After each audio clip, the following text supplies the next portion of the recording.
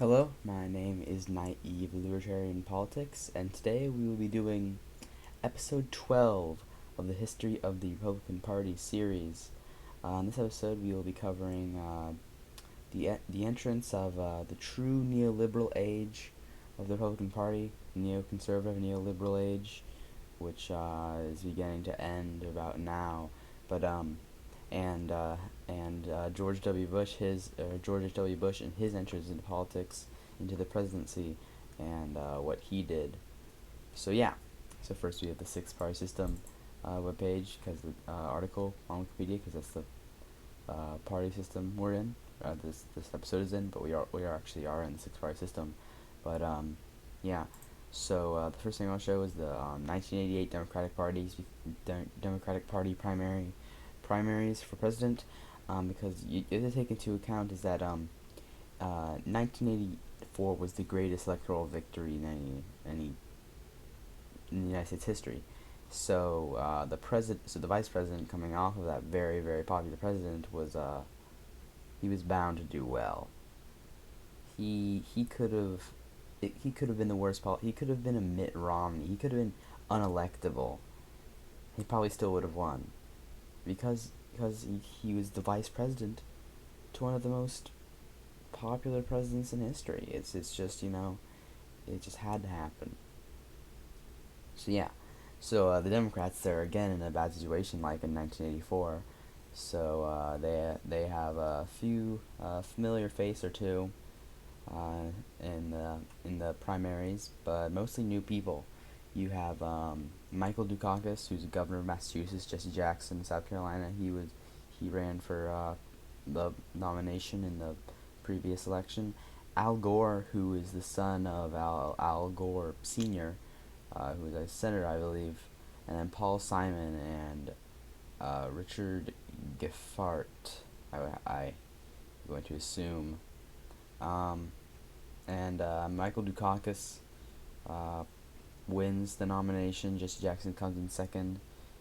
He's obviously gained a lot more popularity from the 1984, where he only got 358, and Al Gore is in a distant third with 374, which he does do better on in the coming years.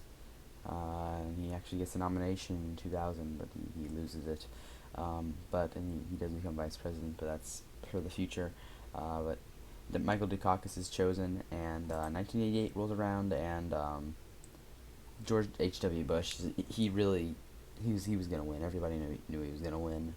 You can see that the next closest person won 2 million votes compared to George H.W. Bush's 8 million votes.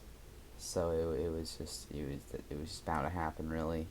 You see Pat Robertson, distant third, with actually not that distant of a third compared to the disparity between George W. Bush and Bob Dole, but you can see George W. Bush.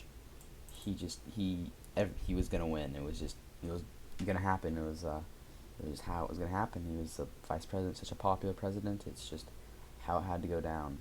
So now we have the matchup: George W. Bush versus Michael Dukakis, and election day comes around, and the Electoral College votes, and George H.W. Bush wins in a landslide, 426 to 111 votes. It's not even close, really. The only state Dukakis wins are some states surrounding his home state, the Democratic stronghold state of West Virginia, which, mind you, West Virginia had become a Democratic stronghold state as of in the 870s, 60s, 80s, and the Minnesota, Wisconsin, Iowa, and these two states, which they can go either way, and Hawaii, which did not went Republican last year, but it can still fairly go Republican.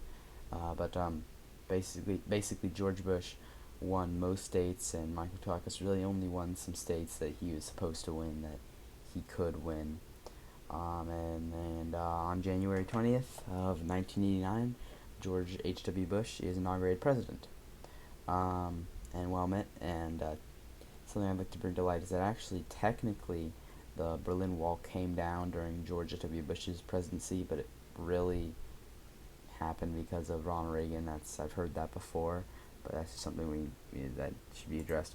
But and I made an earlier claim in the video actually that George W. Bush was the first neoconservative president, and maybe you can make an argument that Reagan was, but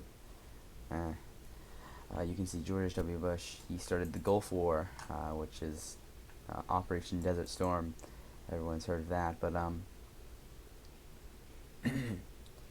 you can see it was a war against Iraq because they had invaded Kuwait, and I could get into a whole thing about it. There's a lot of conspiracy theories and things about that, since it was really the first war.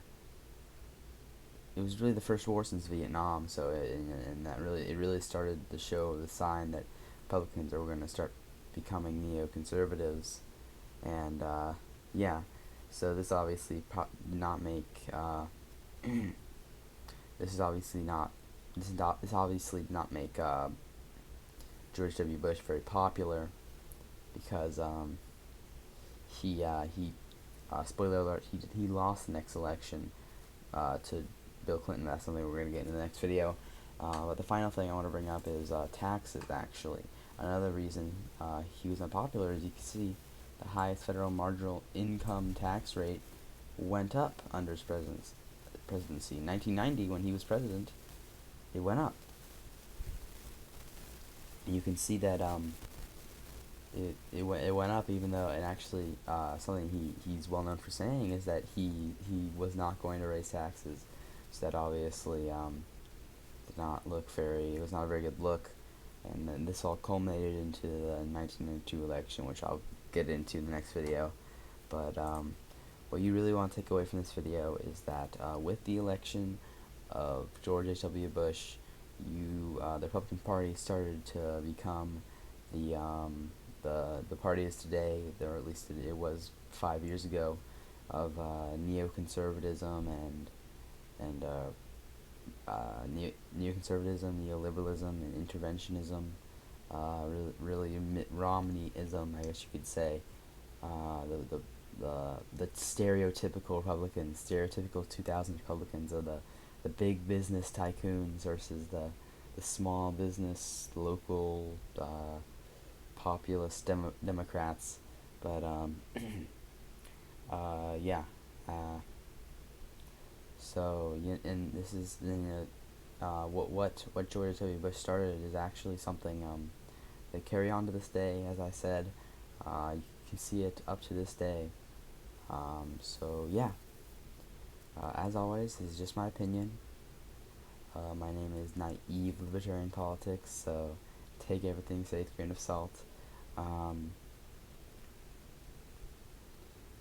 been trying to make videos every day. I've been doing fairly well, but I've been having a couple exceptions. So, but expect a video tomorrow. So yeah, thanks for watching. Make sure to like, subscribe, and I'll see you in the next video.